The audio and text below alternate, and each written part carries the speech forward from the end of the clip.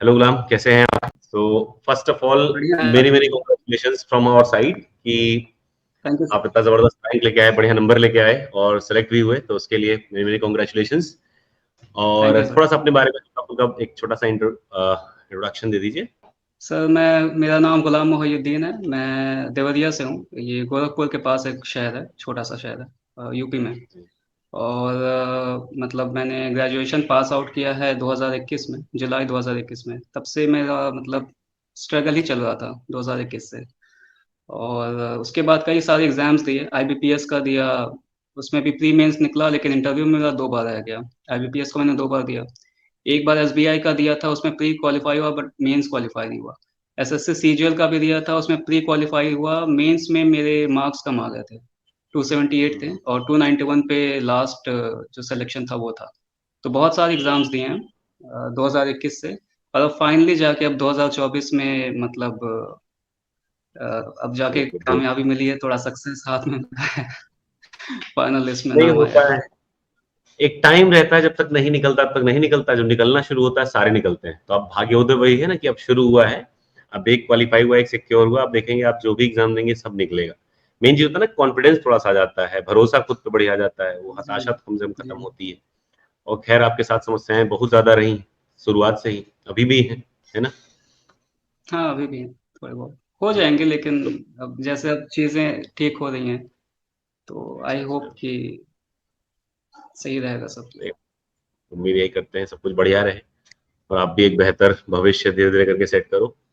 तो थोड़ा सा करियर वेब के बारे में बताएं, कैसे जाने आप हमारे बारे में, कैसे हमारे यहाँ जुड़े, कैसे कोर्सेज वगैरह क्या लिया, थोड़ा सा। सबसे पहले एटीएससी का दिया था, जो जुलाई 2022 में जो वैकेंसी आई थी हाँ उसमें। हाँ। हाँ उसमें सबसे पहले अप्लाई किया था। तो मैंने सुना था आपके चैनल के बारे में, तब ज़्यादा आइडिया नहीं था कि मतलब किस चैनल से करना है, क्या करना है। तो सोचा कि सेल्फ स्टडी से हो जाएगा, तो सेल्फ स्टडी की। और उसमें मेरा थर्ड शिफ्ट में था और 97 आए थे मेरे, जुलाई हम्म। 2022 वाले में। बट शायद उस टाइम ये था ना कि हर शिफ्ट का अलग अलग अलग हुआ था, उस टाइम नॉर्मलाइजेशन नहीं हुआ था। तो शायद थर्ड हम्म। शिफ्ट में 99 या 100 ऐसे कुछ गया था कट ऑफ। हम्म। फर्स्ट शिफ्ट वालों का 92 या 93 गया था, मतलब उसमें नॉर्मलाइजेशन नहीं हुआ था। और डिफरेंट थे, percentile based cut percentile of wise. उन्होंने दिया था हाँ कुछ। परसेंटाइल वाइज हुआ था। तो उसमें हम्म। नहीं हुआ तो बहुत एकदम डिमोटिवेटेड सा फील होने लगा। बिकॉज आप एक हम्म। दो नंबर से रह जाते तो ज्यादा बुरा लगता है, 10-12 नंबर सही से रह बात जाते तो उतना बुरा नहीं लगता। है। तो उसके मैंने बाद खुद अप्रोच किया उसके बाद बहुत बुरा लगता है। तो फिर 2023 मैंने अटेम्प्ट ही नहीं किया, 2023 में। है। हाँ। फिर फाइनली अब जब कई जगह से, क्योंकि 2023 में मैंने आईबीपीएस का भी दिया था, अप्रैल में उसका रिजल्ट आना था, तो अप्रैल में हुआ नहीं। इंटरव्यू दिया था और अच्छा। 1 अप्रैल को शायद रिजल्ट आया था, और मतलब वही था कि नॉट सेलेक्टेड। हम्म। और फिर थोड़ा सा लगा कि अब पता नहीं क्या करना है क्या नहीं करना है। तो फिर सोचा कि मतलब जब आपका चैनल का मतलब आता था, वो सब्सक्राइब किया ही हुआ था यूट्यूब पे, तो अच्छा। नोटिफिकेशन आता था, तो सोचा इस बार कि कोर्स ज्वाइन करके देते हैं, देखते हैं कि हम्म। क्या है। तो वही सितंबर अक्टूबर में प्लान किया कि जो आपका बैच है उसको ज्वाइन करते हैं एक बार। हम्म। तो वही सुपर 50 बैच आपका ज्वाइन किया। और उसके बाद आपके स्टडी मटेरियल भी लिए थे, जो लास्ट में आप 1 हफ्ते पहले शायद आपने बुकलेट फिजिक्स और मैथ की अ, हाँ, अलग निकाली से थी उन्होंने आपने। पब्लिश कराया। हाँ हाँ। शॉर्ट नोट्स की।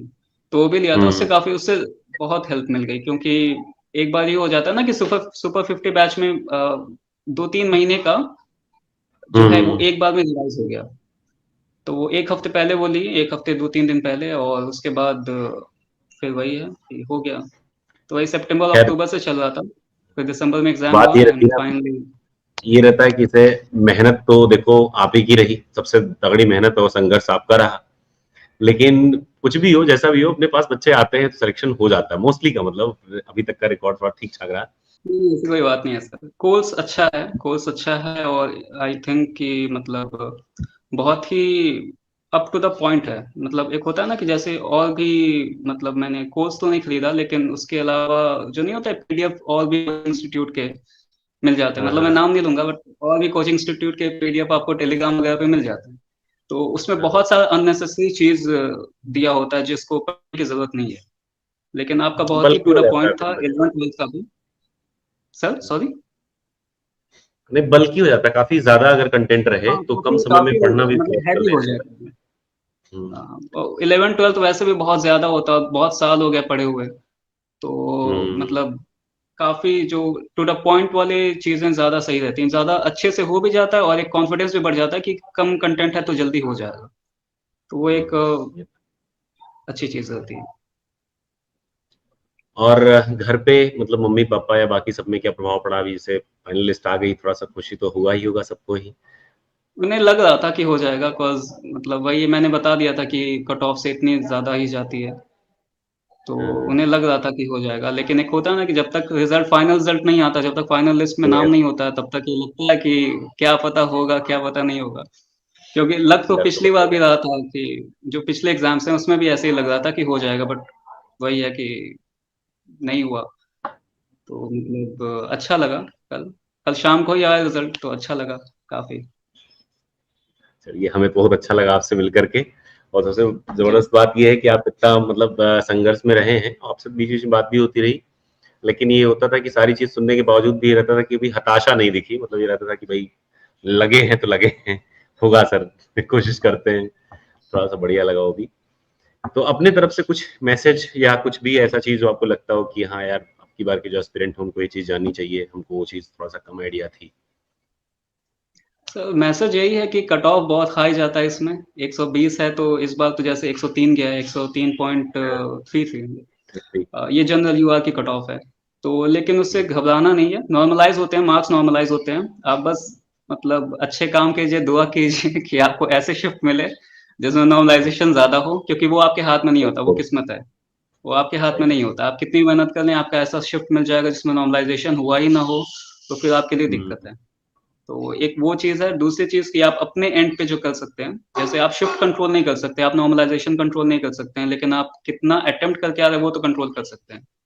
तो आप राइट। कोशिश कीजिए कि सारे क्वेश्चन जितने भी हैं, क्योंकि नेगेटिव है नहीं, तो सारे क्वेश्चन अटेम्प्ट करें और जल्दी से जल्दी। और उसके लिए सबसे अच्छा होता है कि मॉक लगाना, बार-बार रिगोरसली मतलब मॉक देते रहना कंसिस्टेंसी के साथ।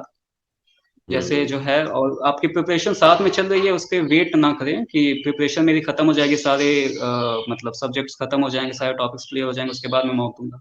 शुरू से ही लगाना शुरू कीजिए, हर हफ्ते 2 हफ्ते पे, और जब टॉपिक सारे खत्म हो जाएँ, सारे यू नो सिलेबस आपका कंप्लीट हो जाए, तो उसके बाद डेली दिन में 2 बार एटलीस्ट दिन में 2 मॉक आपको लगाना है। तो उससे एक प्रैक्टिस हो जाती है कि मतलब पूरा अटेम्प्ट करने की। जो 120 क्वेश्चन है और आपको 2 घंटे मिलते हैं, वो अटेम्प्ट करने की हुँ। प्रैक्टिस हो जाती है, तो छूटते नहीं हैं क्वेश्चन। तो ये है टाइम मैनेजमेंट बेटर हो जाता है, स्पीड बढ़िया हो टाइम जाती है। मैनेजमेंट, टाइम मैनेजमेंट और बाकी प्रिपरेशन के लिए करियर में है ही। तो वही है, कोर्स ले लीजिए। एंड जो बुकलेट है, इवन इवन सिर्फ़ यूट्यूब चैनल और बुकलेट भी मतलब काफ़ी हेल्पफुल मुझे लगता है साबित हुआ इसके लिए। वो ये है कि हमने मतलब लास्ट टाइम से ही शुरुआत से ही देखा है कि जैसे क्या होता है कि बहुत सारे बच्चे ऐसे होते हैं जो पहले से प्रिपरेशन करे रहते हैं। जैसे मान लो उन्होंने जेईई दी है, नीट दी है या खुद से भी बहुत ज़्यादा पढ़ रखे हैं।